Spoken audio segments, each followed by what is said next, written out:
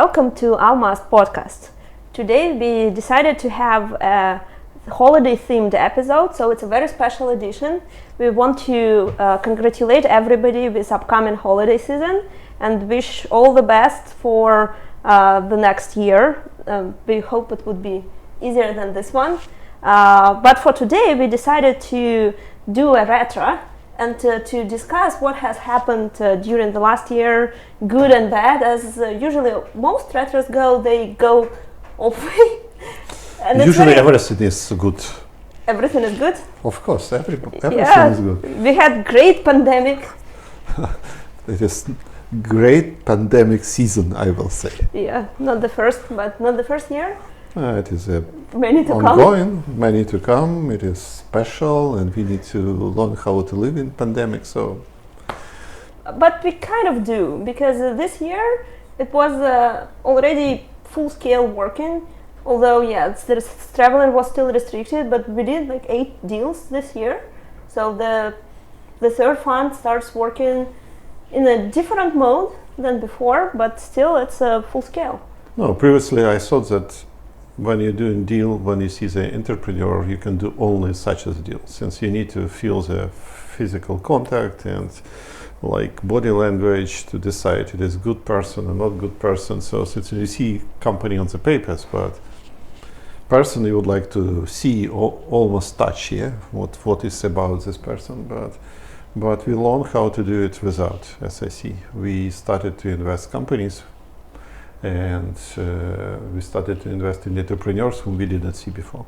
So I think the first company that we did this way was OneSoil last year. We have not met in person. Even when we signed the deal, we closed everything. But we actually did way more calls and due diligence. So we had like 10 different interviews. But you know, OneSoil is very close to ground. It is like our soil, yes, so it is easy to do.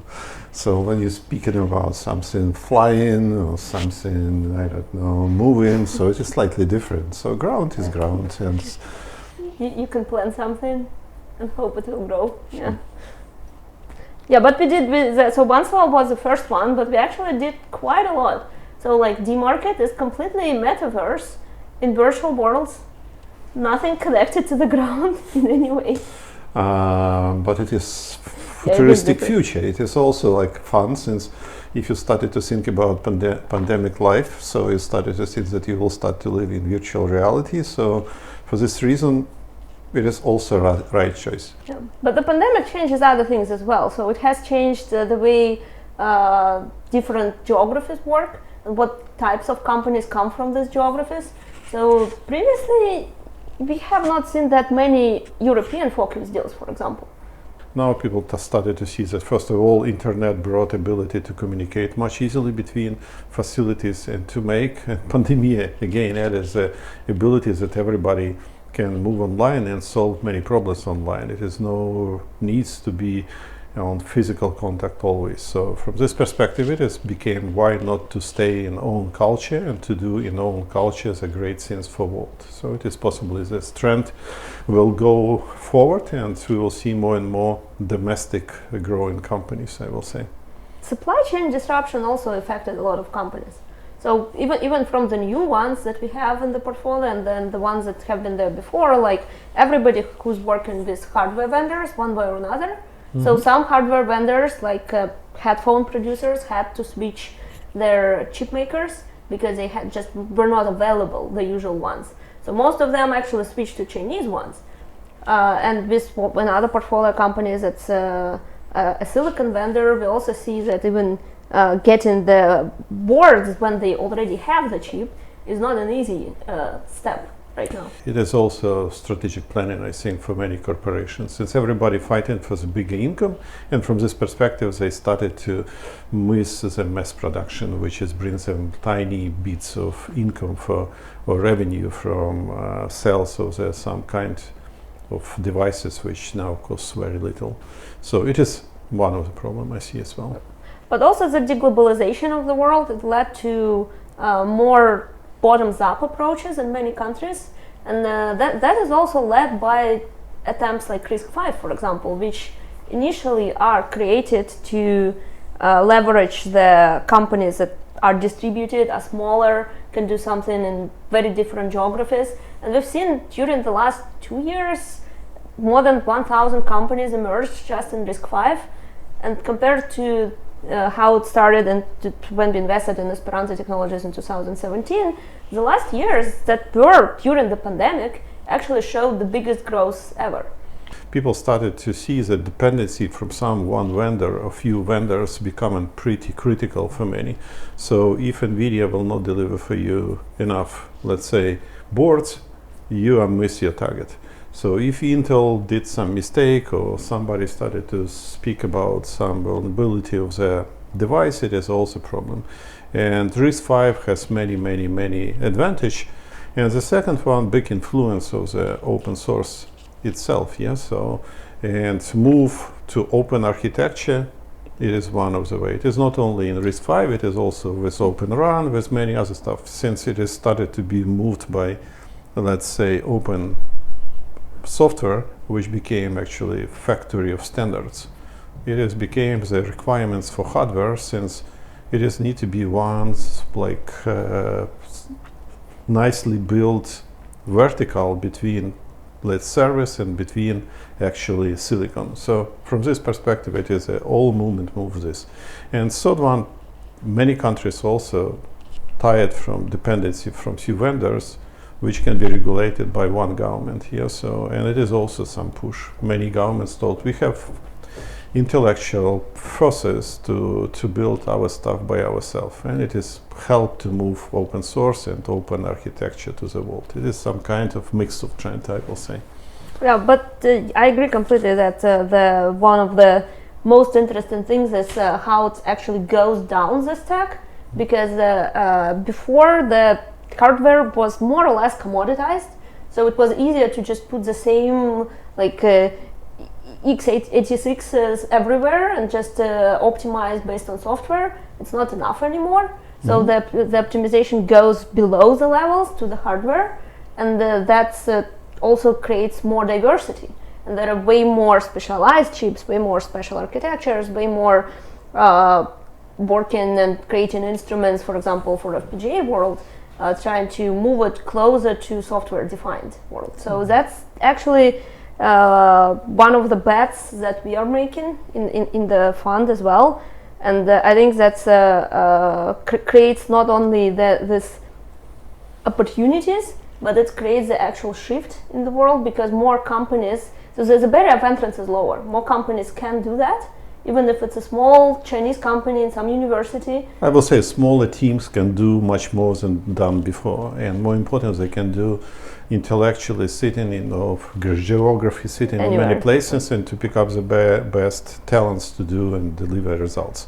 So it is one of the like few trends. It is like if you started to put trends on trends, it is becoming like a lot of them, and point how to get results from it. Even speaking about open software, you see that many great products which is introduced to the world right now through open source platform, it is a point that they build for some needs of specific company.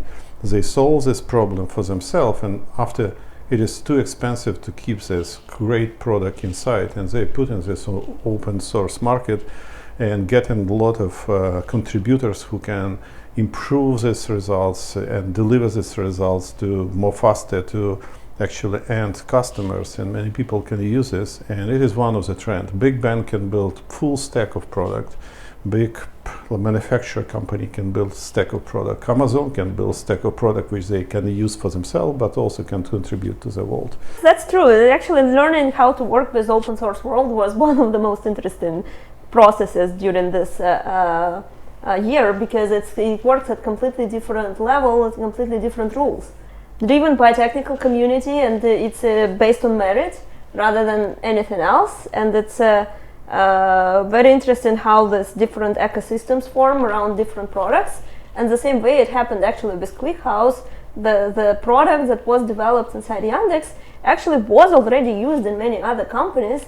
And when we started to think about different strategies and business models, it's already based on something, because it's used we can see how, we can see by whom. So it's not starting from zero. No, but it is also, but from other side, it is a lesson for others, since you can see how many products to use by big companies, and how big companies introduce their products inside.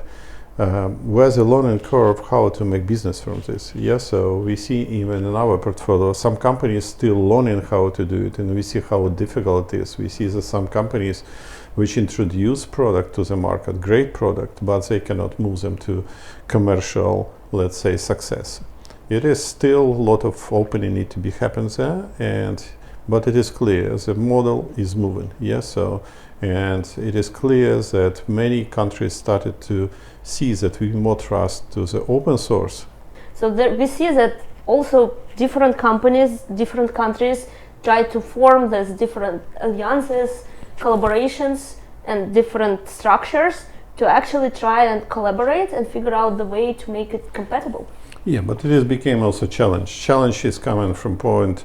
It will be driven still by engineering society, state by state, and we will have separated again environments. So how big trust will be built between country to country, and how international chain actually will build around it. Since it is a challenge. It is, I see that big challenge around this one. I believe that standard, it is a more important. Standardization of any stuff is more important than something else. Since it is important how we put, like in Lego pieces together. We can put it or not. So or we have different toys to play. Yeah, so this will be challenging. International Space Station, our favorite example. It's open source, but it's not like any country can go and do that, but it's not like every country does. But the point is that whoever does it, whoever creates the infrastructure, whoever creates the supply chain, at some point in space it should be compatible. It should connect to each other. So it's the way it has been done already. We don't even need to invent it. So it's just adopted. But the way it's happening for other reasons as well. Like with RISC-V and so many companies emerging there, hardware kind of starts to evolve faster than software.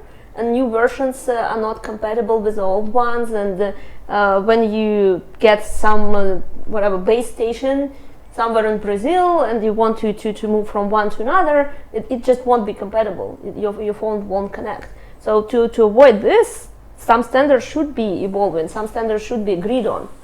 And it's not even creating new software, it's leveraging all the current players in the ecosystem, all the current foundations, all the current processes that already exist, but finding some way to make it plug in together.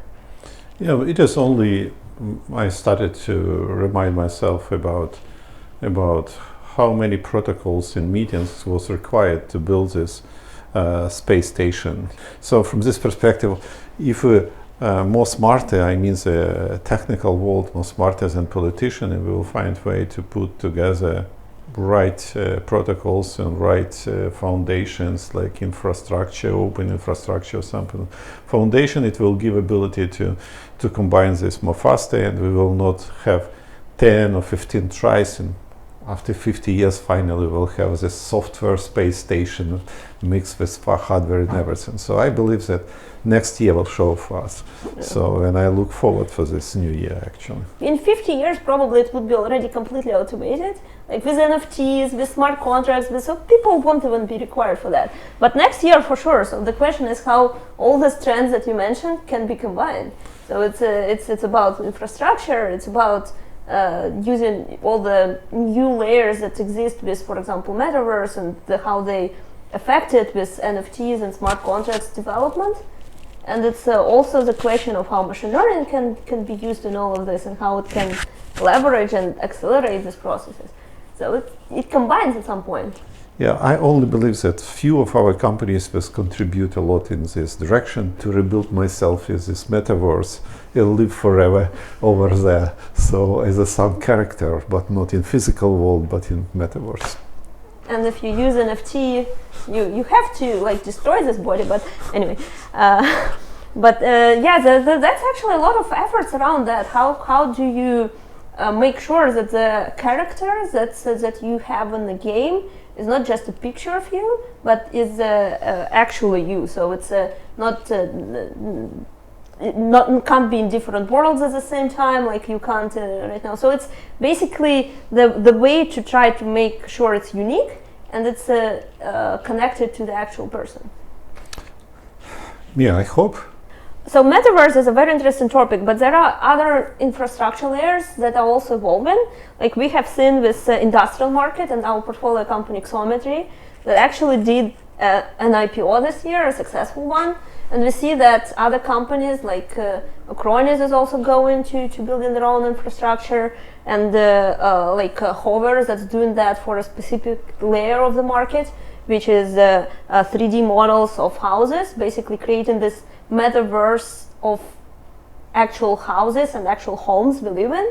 So there are many ways of companies that are growing nicely, by the way, that are trying to address that. So it's evolving, it's moving, but it took quite a long time for them to actually get to this J-curve, and that brings us to thinking like. So you started to enjoy less venture capital, or what? You thinking that it's taking too much time? Yeah, for sure. It's taking too much time, but actually open source and other trends help. Always was believer in more close to technology, since with technology you can do pivots, you can find way to the company. After this, of course, when you turn and find the right business model, you turn this for success. It is what trend we need to keep in mind.